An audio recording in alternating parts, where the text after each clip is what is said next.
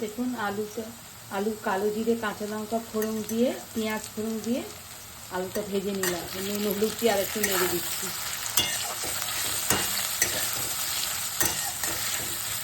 মেথির শাক দিয়ে দিলাম। দেখুন গোটা মেথি কিছুটা গোটা মেথি দিলাম।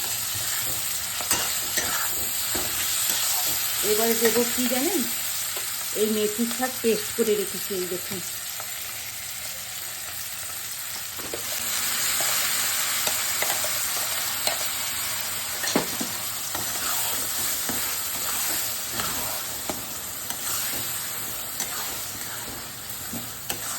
এটা ভাত দিয়ে রুটি দিয়ে খেতে ভালো লাগে। এরকম শাক পেস্ট করে একটু আলু দিয়ে করে খাবেন, গরম ভাতের সঙ্গে তো বেশি প্রচণ্ডই ভালো লাগে। অতটুকু হয়ে গেল দেখবেন আস্তে আস্তে করে আর একটু দিয়ে দিই। আচ্ছা